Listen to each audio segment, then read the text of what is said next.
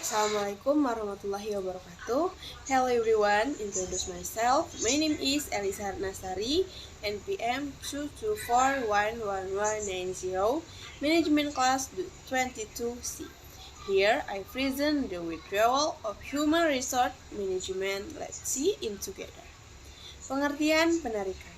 Penarikan atau biasa dengan disebut rekrutmen adalah proses pencarian dan pemikatan para calon karyawan atau pelamar yang mampu untuk melamar sebagai karyawan. Proses ini dimulai ketika para karyawan dicari dan berpikir bila lamaran atau aplikasi mereka diserahkan. Definisi rekrutmen menurut Siagian 2009 adalah proses mencari atau menemukan dan menarik pelamar untuk dipekerjakan dalam suatu organisasi. Sedangkan menurut Hasibuan 2007, penarikan adalah usaha untuk mencari dan mempengaruhi tenaga kerja agar mau melamar lowongan pekerjaan yang ada di dalam suatu perusahaan. Hasilnya adalah sebuah sekumpulan pencari kerja dari mana para karyawan baru diseleksi.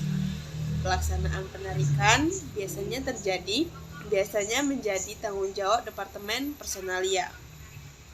Meskipun kadang-kadang digunakan para spesialis, proses penarikan yang disebut rekrutmen dapat disimpulkan bahwa penarikan atau rekrutmen tenaga kerja merupakan proses mendapat sejumlah calon tenaga kerja yang berkualitas untuk jabatan atau pekerjaan utama di lingkungan suatu organisasi atau perusahaan. Penarikan sendiri atau rekrutmen merupakan langkah pertama dalam rangka menerima seseorang dalam suatu lembaga ataupun organisasi.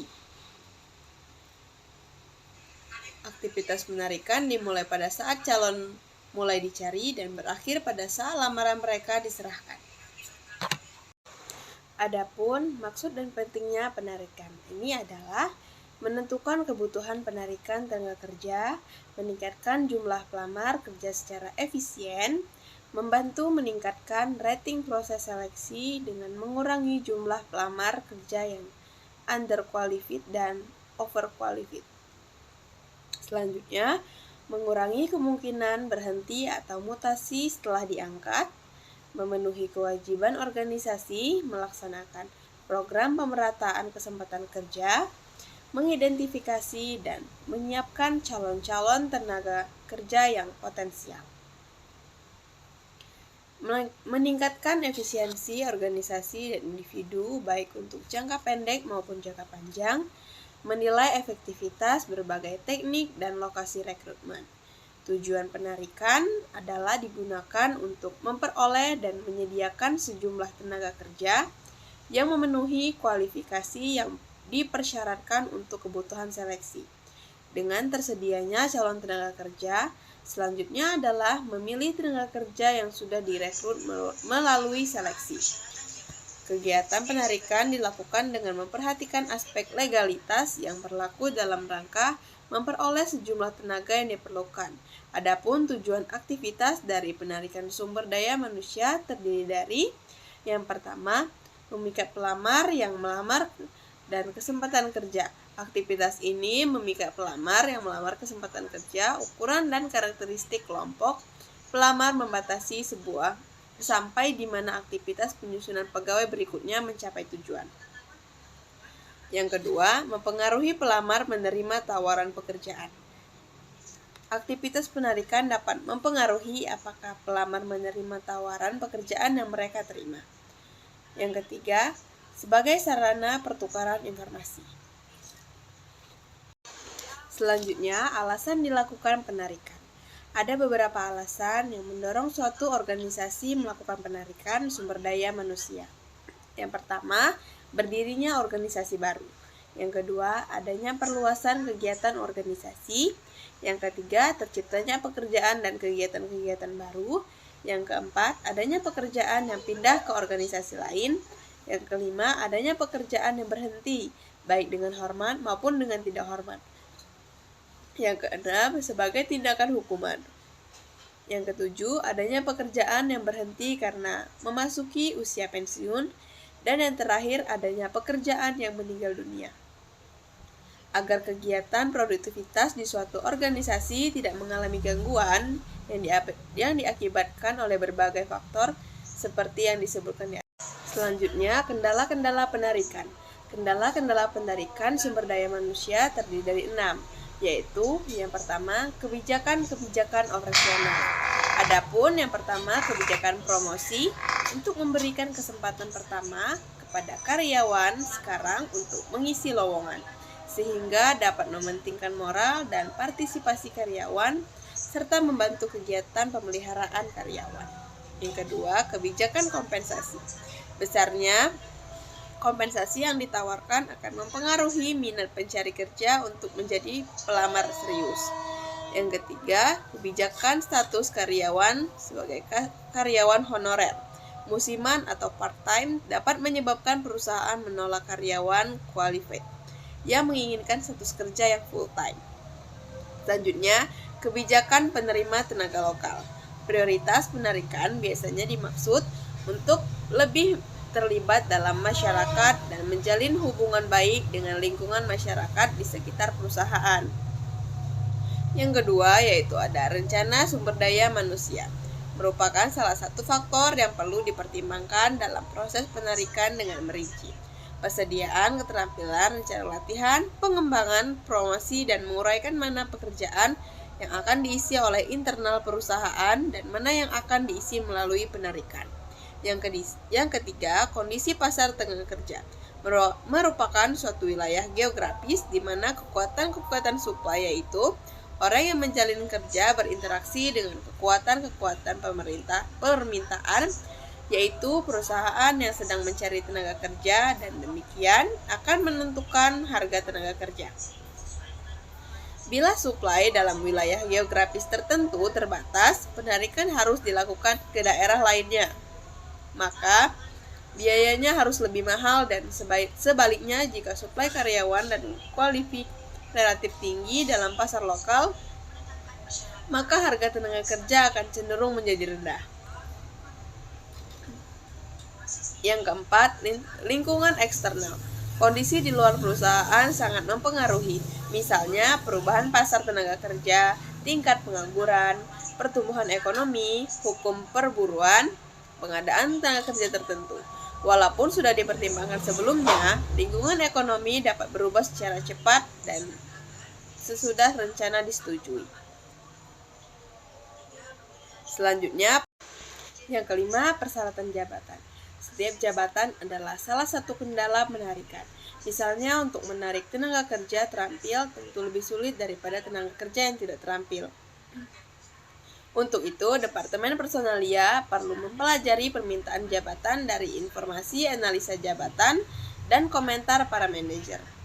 Pengetahuan akan persyaratan jabatan memungkinkan bagian personalia untuk memilih cara terbaik dalam program dengan batasan-batasan yang ada. Yang terakhir, kebijakan-kebijakan pelaksanaan. Penarikan keberhasilan. Penarikan di masa lalu yang membentuk kebiasaan-kebiasaan membuat memang tahap ini dapat menghilangkan keputusan-keputusan yang memakan waktu, tetapi juga dapat meneruskan kesalahan-kesalahan selama ini dan memudahkan alternatif yang lebih efektif. Dengan demikian, para pelaksana penarikan memerlukan umpan balik, baik positif maupun negatif, agar mereka tidak hanya menggantungkan kepada kebiasaan-kebiasaan yang sudah terbentuk. Teknik-teknik penarikan dan juga teknik-teknik rekrutmen, baik di sektor publik maupun swasta, dalam dilakukan melalui asas disentralisasikan atau didesentralisasikan tergantung keadaan besarnya organisasi, kebutuhan, dan jumlah calon pekerja yang hendak direkrut. Yang pertama yaitu ada Central Recruitment Technique, rekrutmen yang didesentralisasikan. Jika instansi tersebut mempunyai beberapa ribu pekerja, dan jika departemen-departemen yang berbeda merekrut sejumlah besar pekerja juru ketik atau teknis bagi tipe kedudukan yang sama. Rekrutmen yang didesentralisasikan akan lebih sering dipakai karena lebih efisien biaya. Jika rekrutmen didesentralisasikan, instansi yang mengelola sumber daya itu akan bertanggung jawab untuk meminta dari manajer akan perkiraan periodik mengenai jumlah dan tipe pekerja-pekerja baru yang dibutuhkan di waktu yang datang. Jenis pekerjaan, klasifikasi dan besarnya gaji, lokasi tugas, unit geografis dan organisasi. Gambaran dari kewajiban kerja. Kualifikasi maksimal, tanggal mulai kerja. Adapun prosedur pelamaran, tanggal tutup bagi rekrutmen. Yang kedua, decentralized recruitment teknik rekrutmen yang didesentralisasikan. Rekrutmen yang didesentralisasikan terjadi di instansi-instansi yang relatif kecil. Kebutuhan rekrutmen yang terbatas dan di mana setiap instansi mempekerjakan berbagai tipe pekerjaan. Rekrutmen dengan cara ini selalu dipakai untuk posisi-posisi khas profesional, ilmiah, dan administratif bagi suatu instansi tertentu. Selama masa resesi, di mana permintaan akan pekerjaan-pekerjaan pemerintah meningkat, tetapi lowongannya sendiri terbatas, maka penggunaan rekrutmen dengan cara ini lebih efektif. Konsep rekrutmen.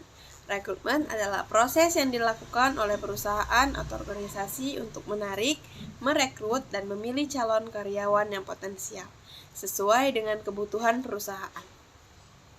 Konsep rekrutmen sendiri melibatkan beberapa tahapan yang meliputi yang pertama, perencanaan rekrutmen.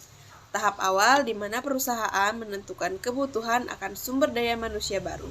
Hal ini melibatkan identifikasi posisi yang kosong, menetapkan persyaratan, dan membuat strategi rekrutmen. Yang kedua, pengumuman lowongan pekerjaan. Proses ini melibatkan perbuatan deskripsi pekerjaan dan iklan yang menggambarkan tugas, tanggung jawab, kualifikasi yang dibutuhkan, serta informasi tentang perusahaan dan posisi yang ditawarkan. Pengumuman ini bisa dilakukan melalui berbagai media seperti situs web, perusahaan, portal karir, surat kabar, jejaring sosial, dan papan pengumuman. Yang ketiga, pemilihan calon. Pada tahap ini, perusahaan akan mengevaluasi aplikasi yang masuk, melakukan wawancara tes, dan penilaian untuk memiliki calon yang paling sesuai dengan kebutuhan perusahaan. Yang keempat, penilaian dan seleksi. Proses evaluasi lanjutan terhadap calon karyawan melalui tes keterampilan, tes kepribadian, serta wawancara lebih untuk menentukan siapa yang paling cocok untuk posisi yang ditawarkan. Yang kelima, penawaran pekerjaan. Setelah calon terpilih, perusahaan akan memberikan penawaran kerja, termasuk gaji, tunjangan, jadwal kerja, dan informasi terkait. Yang keenam, orientasi dan integrasi. Tahap ini menjadi setelah calon karyawan menerima tawaran dan mulai bekerja. Perusahaan yang memberikan orientasi yang mencakup pengenalan terhadap budaya perusahaan, aturan, sistem kerja, serta memberikan bantuan agar karyawan baru dapat beradaptasi dengan lingkungan kerja yang baru. Yang terakhir, evaluasi kerja. Proses evaluasi terus-menerus terhadap karyawan yang baru direkrut guna memastikan bahwa mereka dapat mencapai harapan perusahaan dan berkembang sesuai dengan kebutuhan. Kesimpulan dari apa yang saya sampaikan adalah proses rekrutmen merupakan serangkaian langkah penting yang dilakukan perusahaan untuk menarik, memilih, dan merekrut karyawan potensial sesuai dengan kebutuhan organisasi. Dari perencanaan, mulai hingga integrasi karyawan yang baru, setiap tahap memiliki peranannya sendiri dan menjamin keberhasilan rekrutmen. Kesuksesan rekrutmen sendiri bergantung pada strategi yang efektif, proses seleksi yang cermat, serta integritas yang baik antara karyawan baru dan lingkungan kerja perusahaan. Dengan proses rekrutmen yang tepat, perusahaan dapat menemukan individu yang sesuai dengan kebutuhan organisasi yang ada. Akhirnya dapat berkontribusi pada pertumbuhan dan keberhasilan perusahaan. Itu saja yang dapat saya sampaikan. Terima kasih. Wassalamualaikum warahmatullahi wabarakatuh.